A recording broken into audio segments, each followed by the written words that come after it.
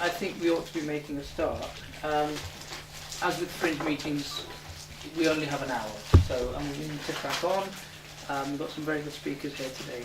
Can I welcome you all here today? EMLD Fringe, the one we're holding today, is to discuss air passenger duty and its impact on the BME communities in the UK.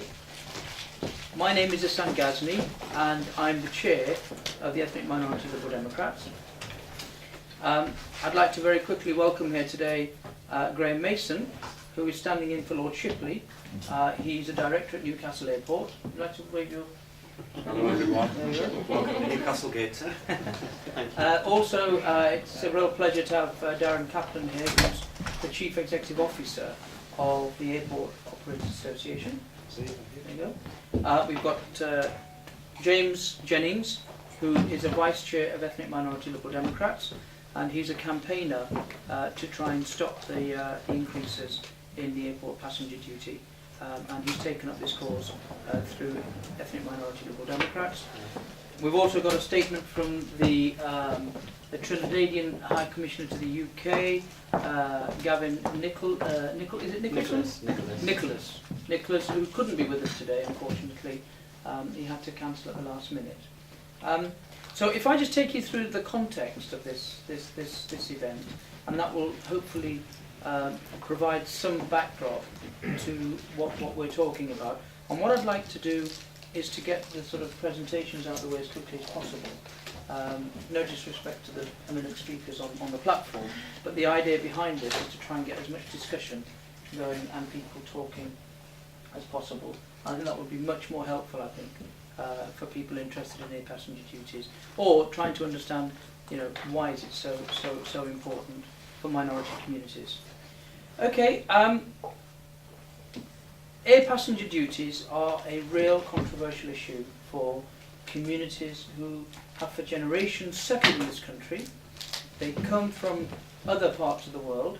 They may have been here for 2 or 3 generations, even 4 generations, but who still maintain connections and links with families, relatives and communities from where those particular families have originally come from. We call those diaspora communities. These are communities who part of that diaspora has settled in the UK. And that's what this is all about, and that's why EMLD has taken a particular interest.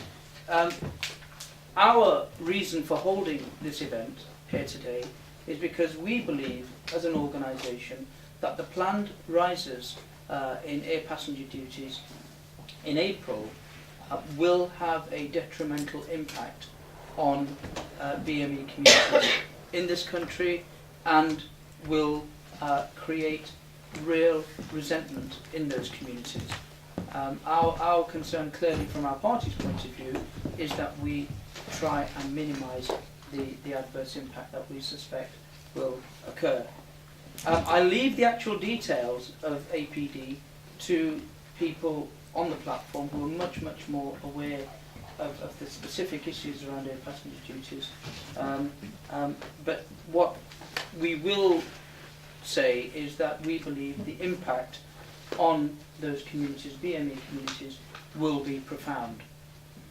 One of the reasons for that is that they do tend to travel more than people just going on holidays. They go out to visit family and friends.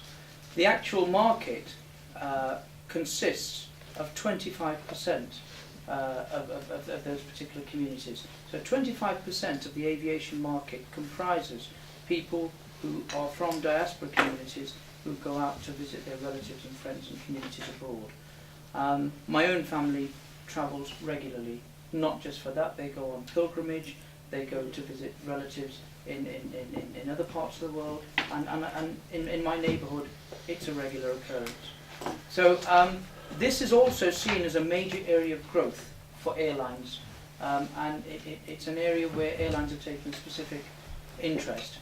Now, the reason why we believe this will have a detrimental impact on BME communities is because, on the whole, A, these communities tend to travel a lot more to those destinations, and B, these communities, on the whole, have a lower socio-economic profile. So these communities, on the whole, tend to earn less. So when you tend to earn less on average, you tend to find it much, much more difficult. That's why they believe that there's an unfair hit that they're taking with air passenger duties. So they feel, on the whole, that they're being unfairly discriminated and they're being denied the right to keep in touch with their respective communities. Now, there are strong arguments on behalf of these communities that live in the UK, and there are strong arguments which the Green Movement are also putting forward. And, you know, we have to respect both sides of the argument, but there's no denying that there will be individual communities in this country that will be very, very adversely hit. So I'm hoping some of those arguments will come out today, and including some of the arguments that people have around reducing carbon emissions, and that's fine. Let's have the debate, let's open it up, and let's talk about it. So, what I'd like to do is to, first of all, introduce our first speaker. Darren Kaplan is the Chief Executive of the Airport Operators Association.